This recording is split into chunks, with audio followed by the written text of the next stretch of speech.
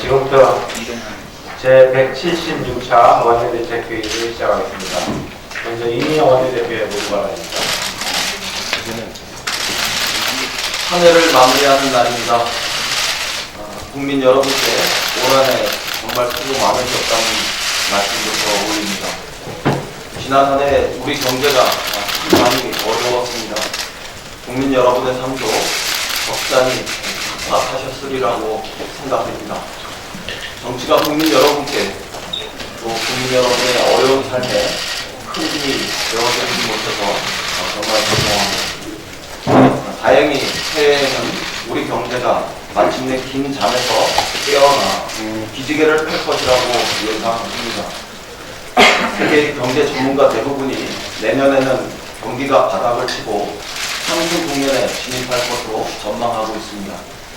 2020년 민주당은 모처럼 찾아오는 좋은 경제 흐름을 놓치지 않고 물줄기를 더 넓고 깊게 만드는 데 온 힘과 정성을 쏟겠습니다. 어렵게 만든 새로운 경제 활력의 기회인 만큼 정책과 법원을 총동원해서 뚜렷한 성과를 만드는 데 총력을 집중하겠습니다. 나아가 좋은 경제 흐름이 우리 국민 한 분의 삶을 개선하는 데까지 이룰 수 있도록 더 꼼꼼하게 정책과 예산을 챙기겠다는 약속도 올립니다. 모처럼 찾아오는 경기 회복의 흐름이 국민 여러분의 삶 구석구석까지 따뜻한 온기를 불어넣을 수 있도록 또 그러한 일을 하는 것을 우리 민주당의 존재 이유로 삼겠습니다. 국민 여러분의 가정마다 새해에는 더 좋은 일만 가득한 편안한 2020년이 되시기를 소망합니다.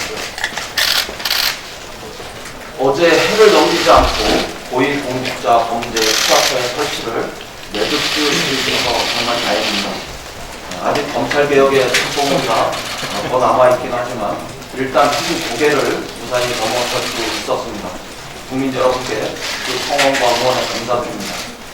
차가운 아스팔트에서 목이 터져라 공수처를 설치하라고 외치셨던 국민들께 작은 응답을 드릴 수 있게 되어서 정말 다행이라고 생각합니다.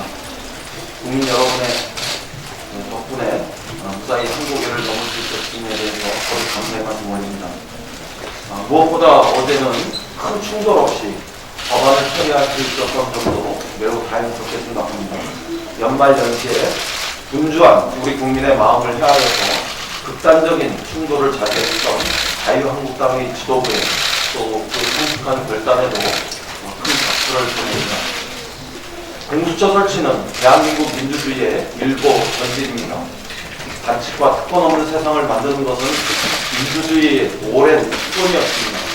공수처 설치는 정부 수립 이래 반복되어 왔던 군부, 정보기관, 수사기관 같은 권력기관의 견제를 받지 않는 특권 권력을 마침내 해체하기 시작했다는 데 가장 큰 의미를 부여할 수 있겠습니다.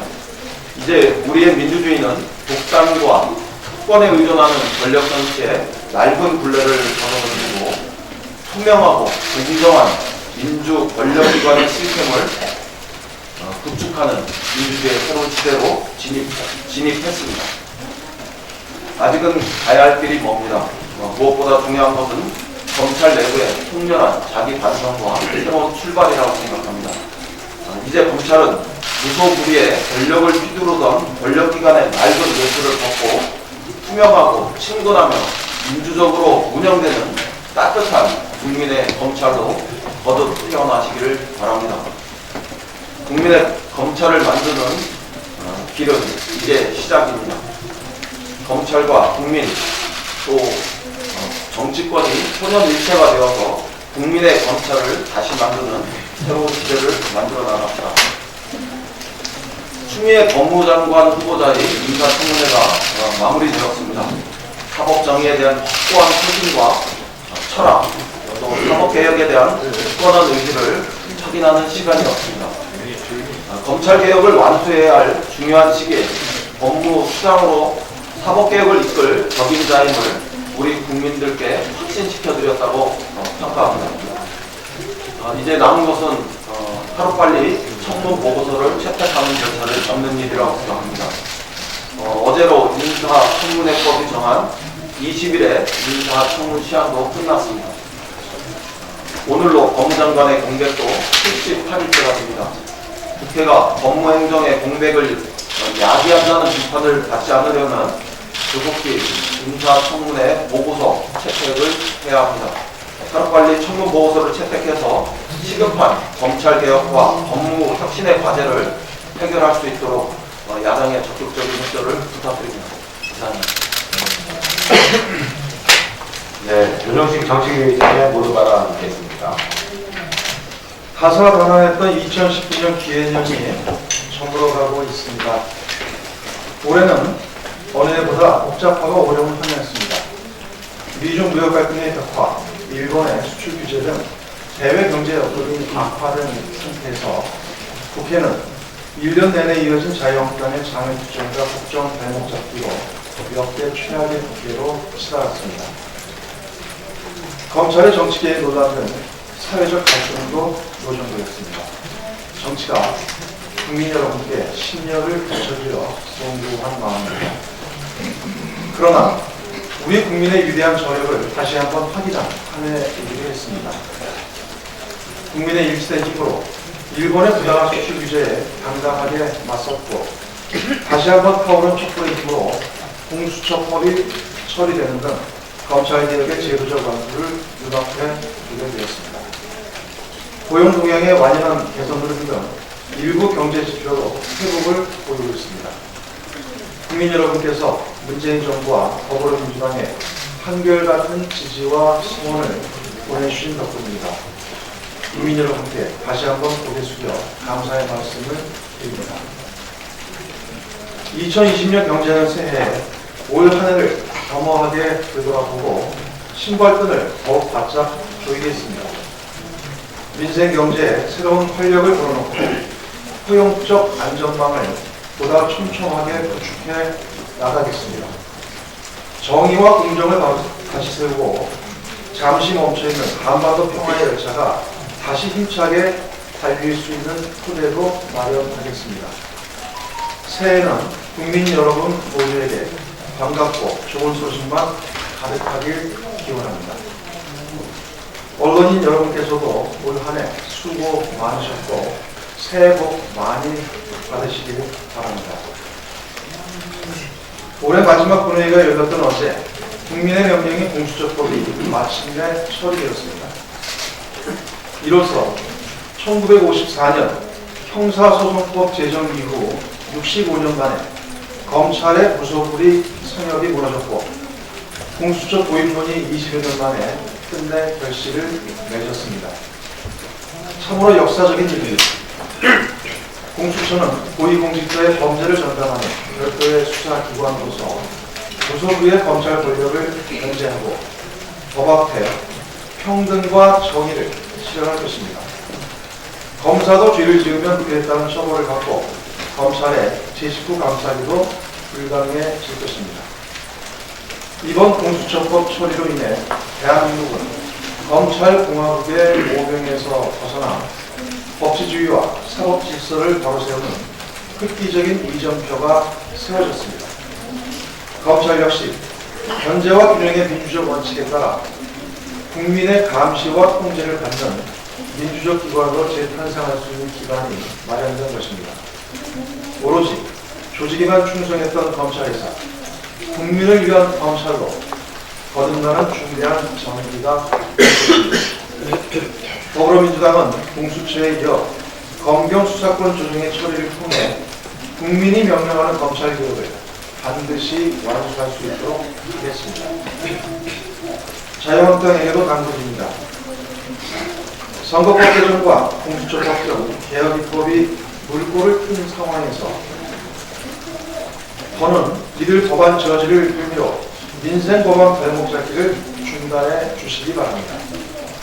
올해가 고작 하루도 남지 않은 지금 이 순간까지도 국회가 마땅히 처리해야 하는 법안들이 산더미처럼 쌓여있는 현실을 직시해야 합니다.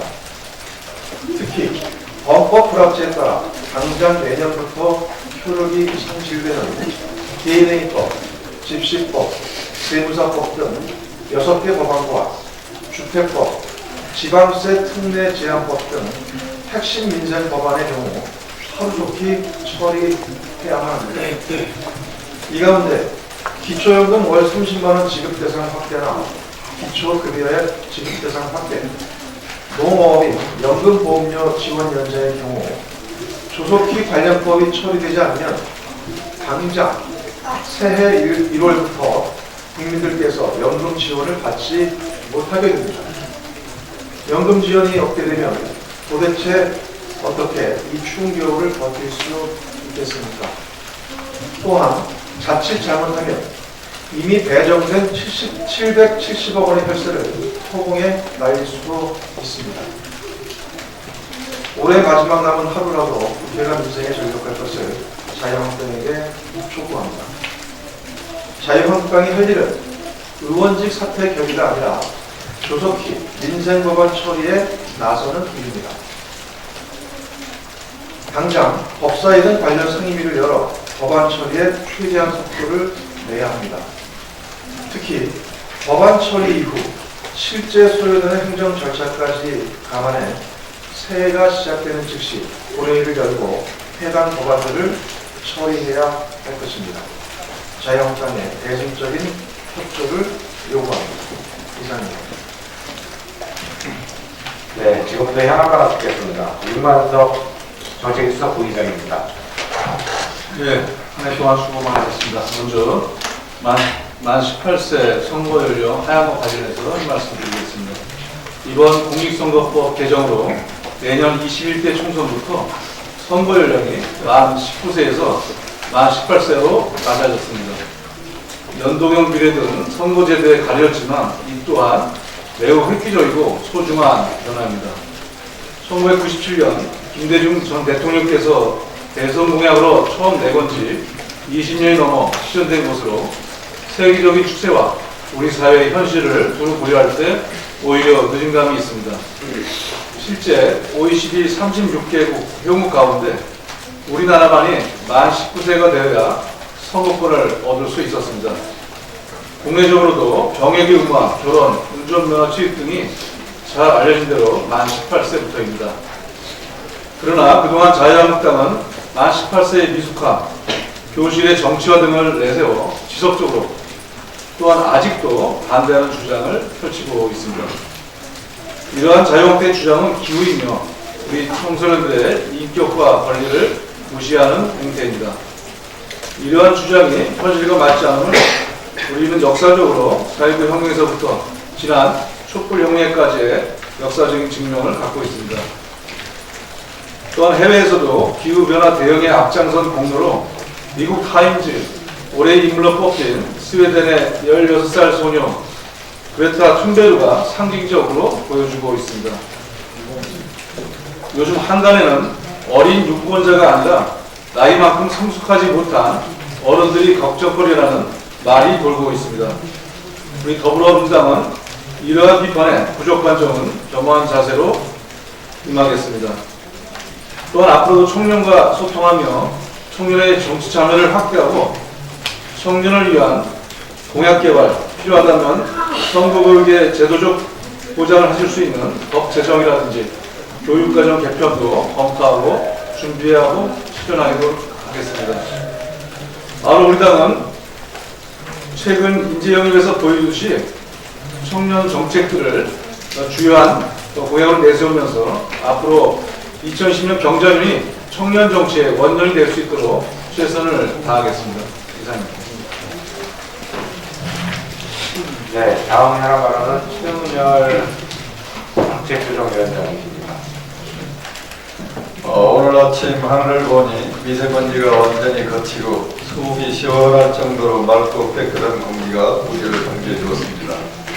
오늘 아침의 하늘처럼 새해에는 정치, 경제, 사회 등 모든 분야에서 보다 맑고 밝은 미래가 펼쳐지기를 기원해 봅니다. 경제 분야에서도 우리에게 기대를 갖게 하는 여러 가지 지표들이 발표되고 있습니다. 11월 산업, 생산, 투자, 소비 지표가 모두 상승한 트리플 상승을 기록했습니다. 경기 동행지수는 아직 불투명하지만 경기 선행지수 선행 변동치는 0.4포인트 상승한 99.26, 3개월 연속 상승하고 있습니다. 순환 변동치가 3개월 연속 상승한 것은 2017년 6월 이후 29개월 만에 처음입니다. 상승폭 0.4포인트는 93개월 만에 가장 큰 상승을 기록하고 있습니다. 생산 부분에서 전산업 생산은 전월비 0.4%포인트, 소비 판매는 3.0%포인트, 설비 투자는 1.1%포인트 상승한 등 경기 회복의 기대감을 갖게 하는 각계에 충분하다고 생각이 됩니다. 2020년 경자년 새해 경기가 회복되어 국민들의 삶이 개선되기를 기원해 봅니다. 이상입니다. 네. 다음 해당 발언은 설상석 대표. 2019년 한국 농업을 되돌아보고자 합니다. 그동안 저희 발언을 인고해 주시는 언론인들에게 특별히 감사의 말씀드립니다. 우여곡절 끝에 농업소득보전법의 통과로 사상 유례없는 쌓이고 있습니다. 따라서 공익형 직불제도도 그 시행을 앞두고 있습니다. 이는 한국 농업의 미래를 향한 진전된 하나의 도약이라고 생각합니다. 농축수산림인들을 위한 정부 적극적인 정책으로 2020년은 연휴보다 희망을 해라고 여깁니다. 이 모든 것들은 현장의 생산자들이 흘린 땀의 결정체이고 정부와 정치권 그리고 공직자들의 노력에서 비롯된 것이라고 생각합니다. 그러나 아쉬운 부분도 적지 않습니다. 생산비는 엄연한데 소득은 불분명한 시대를 너무 오랫동안 살아온 것이 엄연한 믿기 어려운 사실입니다. 각종 가축 등의 질병은 365일 농가들을 실시간으로 이어해오고 있고 그 강도 또한 심각해지고 있습니다. 관세는 낮아지고 물가는 상승해서 생산자의 피해는 배로 늘어나고 있고 그 고통 또한 이루 말할 수 없습니다. 특히 도서지역 주민들은 물류, 운송, 교통, 의료, 교육, 문화, 환경, 복지의 사각지대에서 희망과 기약조차 없이 연명해 오고 있습니다. 3만 벌 시대의 딴 나라 이야기처럼 들리는 농어촌을 위해 새해에는 정부 각별한 관심과 지원이 있어야 할 것입니다. 그동안 제가 정부 당국에 줄기차게 요구해 온 것이 있습니다. 다시 말씀드리겠습니다. 농산물 체제 생산비 보장제 반드시 도입돼야 합니다. 현진 미래 방역 시스템 구축을 위한 가치 방역청 신설이 시급합니다. 수산 현대화를 위한 수산진흥청의 설립이 절실히 요청되고 있습니다. 여성 농업인들의 복지를 위한 재정의 대폭 확대가 이루어져야 합니다. 도서민들의 선발인 선박 등 교통망 확충이 시급합니다. 특별히 지자체와 협동조합의 상생과 협치를 위한 모델 구축과 시범 실시를 강력히 요청합니다. 전국의 농수축 산림인과 여성 농업인 여러분, 지난 한 해 수고 많으셨습니다. 새해 더욱 힘내십시오. 감사합니다. 네. 다음 해당 발언은 윤덕 대표입니다. 예, 선거권 연령이 2005년에 20대에서 19세로 확대된 이래 무려 15년 만에 18세로 확대되었습니다. 제가 19대 국회, 20대 국회 연이어서 18세로의 참정권 확대 법을 낸 의원으로서 감회가 깊다라는 말씀드립니다. 이로여서 이제 OECD 36개국에서 18세로 선거 연령을 확대한 마지막 나라가 됐습니다. 반면 일본은 2015년에 선거법을 거쳐서 만 20세에서 18세로 2개년을 확대하였지요. 대한민국이 디지털 시대에 들어서 일본에 뒤진 것은 아마도 선거권 연령을 확대한 데서 뒤진 것이 유일한 게 아닌가 생각됩니다. 참 부끄러운 일입니다. 이유는 분명했습니다.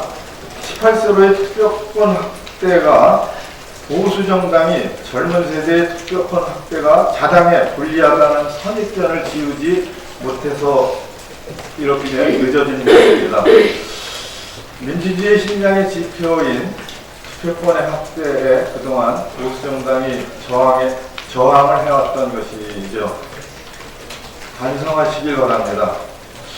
이제 법 시행이 4월 15일까지 한 100일 정도 남았습니다. 일각에서 우려가 있는 것도 사실입니다. 그 핵심은 학제 문제와 18세 투표권의 문제, 즉 고교 교실에서의 선거운동에 대한 우려입니다. 심지어 야당의 주요 핵심 지도부의 일원의 한 사람은 고3교실에서의 투표권을 선거운동을 제한하기 위해서 2002년 3월 1일 이전에 태어난 그 학생들에 대해서만 잘못했습니다. 3월 1일로 끊어서 투표권을 부여하자라는 법을 선거법 개정안을 내겠다고 합니다. 그런데 교육부의 2019년 4월 1일 기준 자료에 의하면 전국의 고등학생은 50만 1616명입니다. 그런데 그 중에서 이미 투표권을 가지고 있는 늦깎이 고3학생이 19세인 고3학생이 3,982명이 있습니다. 그리고 내년 총선에서 선거권을 부여받을 수 있는 만 18세 학생은 14.5%인 72,843명입니다. 고3학생 중에서 84.6%는 이제 해당이 안 되는 것이죠. 만일 고교 교실에서의 투표권 선거운동을 제한하기 위해서 그러한 무리한 법을 만든다면 19세인 학생이 이미 할 수 있는 권한을 가지고 있는 3,982명의 권리를 제한하는 법을 내게 되는 것입니다. 분명히 말씀드립니다. 받아들여야 됩니다. 더 이상 꼰대짓 하지 마시기를 당부드립니다. 그리고 한 말씀 더 드립니다. 통계청 인구 추계에 의하면 2019년에 만 18세는 59만 4,278명인데 2020년에 만 18세의 인구는 51만 1,707명입니다. 급격히 줄지요. 이번 선거법 개정의 효과는 고3 이외의 18세가 43만 8,864명, 즉 86%인 이미 사회에 진출하였거나 대학교 1학년, 2학년 학생들에게 투표권을 확대한 것이 핵심입니다. 만 고3이고 18세인 대상 학생들은 7만 2,843명으로 14% 정도에 해당하죠.